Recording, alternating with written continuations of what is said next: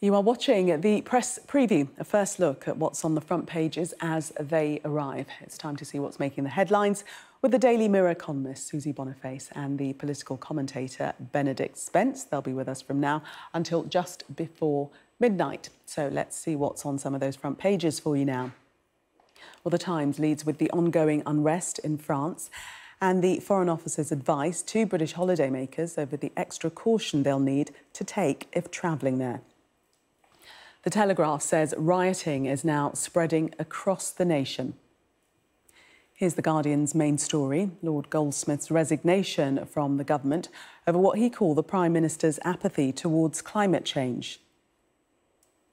According to the Mail, under Rishi Sunak's plans for the health service, newly qualified dentists will be forced to see NHS patients in exchange for their taxpayer-funded training. The Financial Times reports that an investor with an almost 20% stake in Thames Water has given its backing to the firm, the future of which has been called into question in recent days. The Mirror has news from the trial of actor Kevin Spacey, who was today described as a sexual bully. He denies the charges against him. And on what would have been Princess Diana's 62nd birthday, The Express has a story about Princes William and Harry. They're being urged to bury the hatchet. And The Star appears unhappy at the Australian government liberalising their immigration rules to let more Britons go and live there.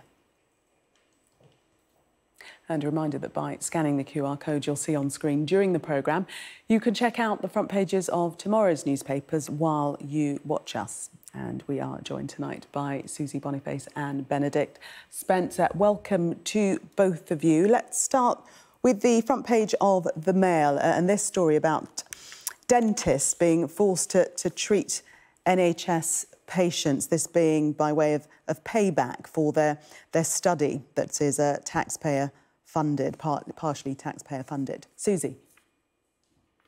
Yeah, so the reason that we have a bit of a problem with NHS dentists in this country is in part due to a Labour policy in 2006, when they were still in power, when they introduced a fairly poor NHS dental contract. Now, the good thing about that is that Labour realised what they had done, and in 2010, when they ran for office again in the general election, they had reforms in their manifesto, which, of course, they never got to enact because the coalition came to power instead. Now, in the 13 years since, no bugger has done anything to sort that out.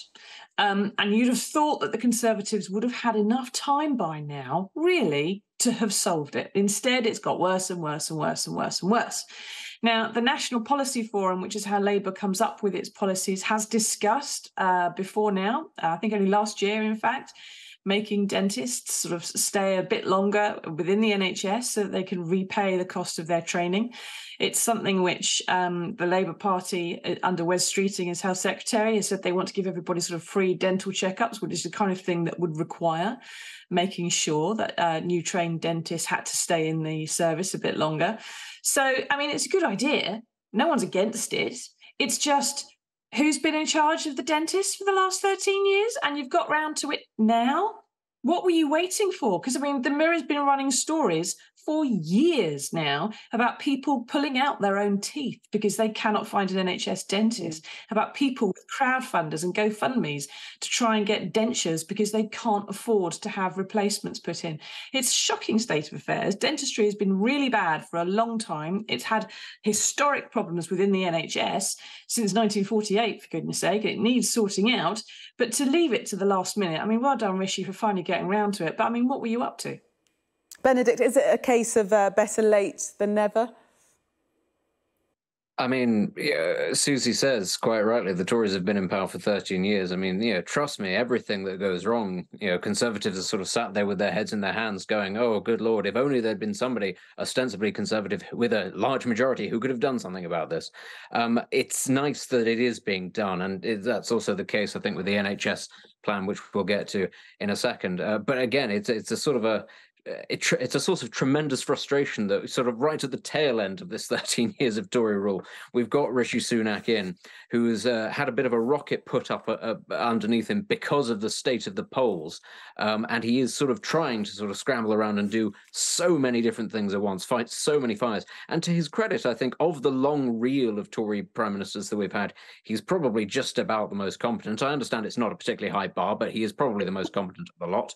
He is doing something about it now. Good for him. But I think, as Susie says, for the benefits of patience, it's far too late in the day. And it's certainly too late in the day, I think, to save his premiership. Susie, we turn to the Times. They've got a spread on pages 6 to 7 with more on Sunak's NHS proposals to fix the staff shortages. Yeah, and although, like we said before, it's a good idea, but it's firstly, as Benedict rightly points out, it's not something Rishi Sunak's ever going to benefit from politically. He is going to be well out of office by the time any of these improvements come through, if they do. And unfortunately, what the people who work in the NHS are saying is it's all very well and good to create more people training to throw them into the NHS. But if they are burning out in a very short space of time because they're not paid enough, they're overworked, and there's not enough resources in the place and the buildings are falling down, then they're going to leave again very quickly. And that's not actually, investing in the training is not the only thing you have to do. You have to retain those staff. If you want to cut down, for example, as it says in this plan, if you want to cut the number of foreign people who are recruited to work in the NHS, and that costs a lot of money to recruit abroad, so it's one thing that you could and should try to cut, then you're going to have to find a way to replace staff quickly, not after 4 or 5 years of training, right now in the NHS. And the only way to do that is to suddenly start offering people some golden handshakes to come back who've previously left. And you've got like 2.5 billion, and the next government, which is probably going to be Labour, is going to have to find 1 billion within a few years to start funding some of this stuff. But you also need to rebuild an awful lot of hospitals. They've got some very old and very shoddy concrete roofs, which have been found to be not fit for purpose, and they need replacing. So it's a good idea, but it's not enough. It's not going to help Rishi Sunak particularly. I mean, maybe in 10 years' time, we can all look back on it and go, wow, the Tories managed one thing. They suggested this. But I suspect what would happen is when Labour come to power, they would have to tinker and have to do an awful lot more stuff around it as well. And of course, it doesn't address at all one of the fundamental problems in our NHS, which is that bottleneck with getting people who are well but not perfect out into social care, back into the community. We don't have, without a nationalised care service, which we desperately need, we are never going to be able to clear that fundamental problem in the system. Yes, and one of the major themes, as we've been discussing, is that of retention. And it strikes me that rather than purely forcing people to stay within the NHS, you should make it an environment that they want to stay and they don't decide that the pastures are greener in Australia or the United States. I mean, the pastures are always going to be greener in Australia and the United States by definition, both because of the weather and the pay. We simply can't offer the pay that these countries can, certainly not compared to the United States. And, that comes down to all sorts of questions around economic growth that we seem completely allergic to. That is one way that you'll be able to retain more NHS staff, is by the country becoming richer and being able to pay NHS staff more. But right now, we're not in a position to do that. And that's because there is no real economic growth. And part of the problem, of course, with that is we have a very large tax burden. So we're in a bit of a difficult situation. Susie is right. This is something that I think actually will be looked back on as one of those sort of rare wins for a modern prime minister, where people go, oh, yes, that was a very good idea. But I think you can already sort of see the apprehension from the Labour Party. They are saying themselves it's quite late in the day, too little, too late. But they're also not kicking up a song and dance saying, we're going to do fantastic things for the NHS. You've got Wes Streeting, who I think is a very mature politician, coming out and saying, look, we've got to change the way we think about the NHS, the way we approach it, the way we almost sort of deify it. It's going to take a lot of hard graft, a lot of hard work to get it on its feet, because I think he understands it really is in a very difficult position. And if nothing else, it's simply because the population is aging and more people require it every year. Now, partly that's because medicine is significantly better than it was when we first set up the NHS. It keeps people alive a lot longer. But they aren't being kept in perpetually healthier states. They're just being kept alive a lot longer in a state of chronic illness. That's very expensive to upkeep. So finding alternative sources of funding for this is going to be the calling card. And I think that that'll be the thing that Labour has to grapple with. How do you persuade an already very highly taxed public to part with more money to fund the NHS when they're already really feeling the strain? Susie, let's turn to the situation in France now. We know that a third night of rioting and disorders is being predicted. Public transport has been stopped across the country, and the Times looking at the situation from UK tourists who are thinking of travelling to the country now. Yep, so the Foreign Office is advising against the travel, although if you do travel, your insurance apparently still covers you. So I don't know how that works out, and I'm fairly sure the insurance companies will soon find a way to unpick it for us. But yeah, there's probably not a good idea to be out in Paris in the streets late at night these days. But I think that it's, what's happened with the incident that sparked all this, frankly, the murder of a young man at a traffic stop, is always going to lead to riots in pretty much any Western civilized country. That would happen. The officers in question have been arrested. There will be a funeral for that young man in a fairly short space of time, and then things will probably die down a bit as they go through the judicial process. But you also need to bear in mind, I'm afraid, I've been in quite a few riots. I've reported on quite a few riots, and they are always in the summer. They are always when it's hot and when you can have young men out on the streets, tanked up, and it is a nice warm evening. And that's what you've got in Paris at the moment. It's what you're going to have in Paris probably for the next couple of weeks. So I don't think it's going to go away anywhere. And I don't think it's particularly, I'm afraid, super remarkable. I mean, the French do like to riot, and when they do riot, they tend to smash things up a lot more badly than we do when we riot in London.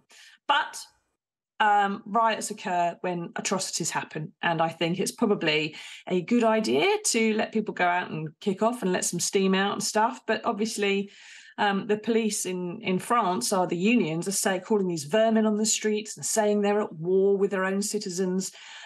President Macron is blaming video games and other things that middle-aged men don't understand. They don't look like they're going to be fixing it anytime soon. But like I said, it is unfortunately quite usual that you do get a riot somewhere when it's hot. OK, Benedict, we'll get your thoughts on this in the next hour. We're going to take a break now. And coming up, could the backing of a key investor stop Thames Water from drowning in debt? We'll discuss that next.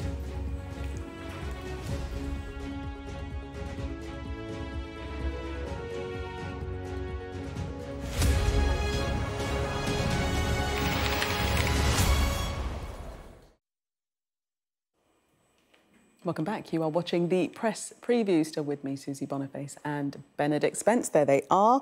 Let's take a look at the FT weekend and this story about Thames Water, really asking the question, are they going to be OK after all? One of their biggest investors, a 20% stake they have in the utility, they're saying that they've got their backing to turn themselves around.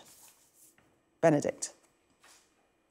Yes, this is the university's superannuation scheme, which has a 20% stake in Thames Water.